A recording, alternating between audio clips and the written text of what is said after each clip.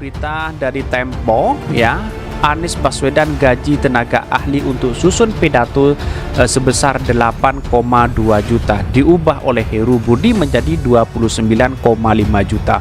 Wow, sangat luar biasa sekali begitu naiknya. Kenapa 29,5 juta? Kenapa enggak 30 juta aja begitu kan? Ini sangat disayangkan dan dikritik habis-habisan oleh netizen dan bahkan di Twitter seperti ini ramainya. Ini di Twitter. Anies Baswedan gaji tenaga ahli untuk susun pidato 8,2 juta diubah Heru Budi menjadi 29,5 juta. Wow. Banyak sekali yang men-tweet mereka begitu. Mana sih suara pembenci Anies yang katanya Anies buang-buang anggaran? Ini baru parah. Fungsi dan tugasnya aja berbeda. Kenapa lu bandingkan drone? Iya. Ini kan sudah apa ya? Sudah mulai menyerang begitu kan. Seolah menguntungkan Pak Heru harusnya. Gitu ya. Karena dia tidak akan terjebak oleh situasi macam apapun ya. Pembagian kelompok pun juga tidak ada. Artinya gini loh, apa yang dilakukan oleh Pak Heru tidak akan mungkin dalam tanda petik dikritisi oleh dua pihak yang kemarin berseteru misalnya. Ya. Karena dia berdiri di tengah. Itu justru menurut aku momentum paling bagus. Apa yang dia lakukan istilahnya ya, kita sebagai pengamat tidak akan menyalahkan dalam konteks dua kelompok yang besar tadi itu. Kalau enggak kan selama ini dua kelompok tadi kan, satu bilang bagus, yang satu bilang ini gitu. Pak Heru kesempatan ini menurut aku harus dipakai. Alhamdulillah pasokan aman dari 3 BUMD kita yang terkait dengan pangan, logistik, semuanya melaporkan pasokannya terjaga dan ini siklus tahunan, jadi bukan sesuatu yang mendadak.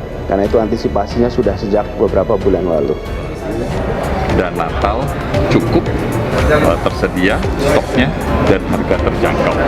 Tapi saya ingatkan sekali lagi Bapak dan Ibu, sebagaimana kita lihat di bulan Juli kemarin bahwa ketika terjadi gejolak sini akan memberhentikan kegiatan ekonomi atau memperlambat pertumbuhan ekonomi. Jadi saya mohon, saya minta tolong kepada seluruh kepala dinas provinsi di 34 provinsi memastikan bahwa SOP Peduli Lindungi itu selalu dijalankan.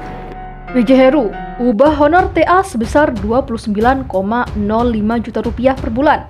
Gembong sebut wajar untuk tingkatkan kualitas. Penjabat atau PJ Gubernur Heru Budi Hartono dikabarkan mengubah soal honorarium senilai 29,05 juta rupiah yang sebelumnya diputuskan mantan Gubernur Anies Baswedan senilai 8,2 juta rupiah per bulan.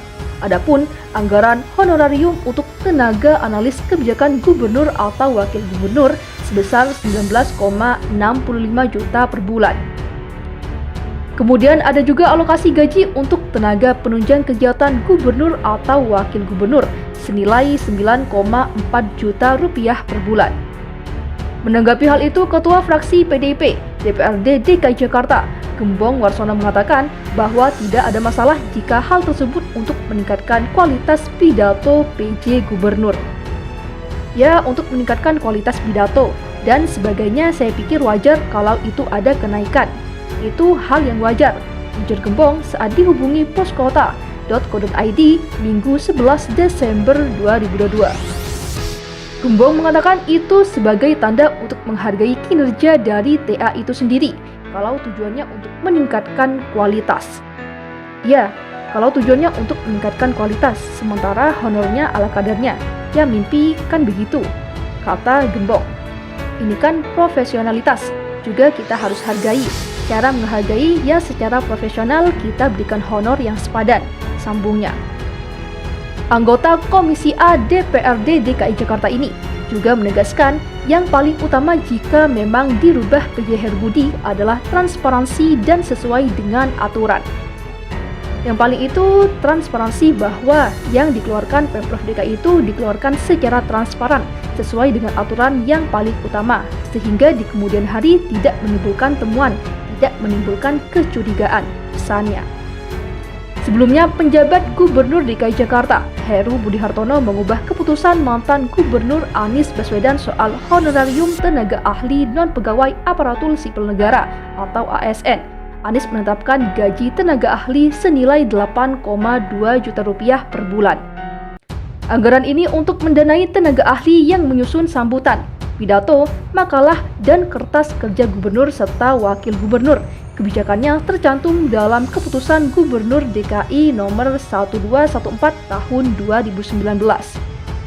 Menetapkan satuan biaya honorarium tenaga non-pegawai ASN sebesar 8,2 juta per bulan. Demikian bunyi poin pertama Kebgub Anies Baswedan yang diteken pada 31 Juli 2019. Jelang Nataru, PJ Gubernur Heru pastikan pasokan dan harga pangan stabil. Pemerintah Provinsi atau Pemprov DKI Jakarta memastikan pasokan dan harga pangan jelang Natal dan Tahun Baru stabil dan aman. Insya Allah harga-harga akan stabil, pasokan semuanya aman sampai dengan bulan Maret, ujar penjabat Gubernur DKI, Heru Budi Hartono.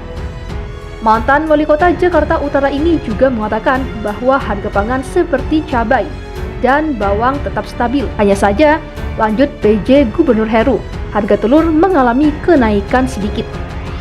Namun begitu, walaupun harga telur naik, PJ Gubernur Heru meminta kepada masyarakat untuk tidak khawatir sebab bisa membeli telur dengan program KJP yang nantinya akan mendapatkan subsidi. Harga cabai stabil, bawang stabil, pasokan aman. Tadi ada sedikit yang naik, yaitu telur. Harga telur tadi kan masyarakat sebagian yang memang sesuai dengan kriteria dan program KJP itu mendapatkan subsidi. Jadi masyarakat tertentu mendapat subsidi, jelas PJ Gubernur Heru.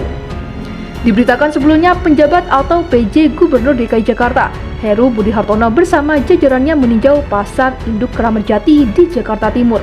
Hal ini dilakukan dalam rangka menindaklanjuti arahan Menteri Dalam Negeri pada Rapat Koordinasi Nasional Pengendalian Inflasi Senin 5 Desember 2022 kemarin.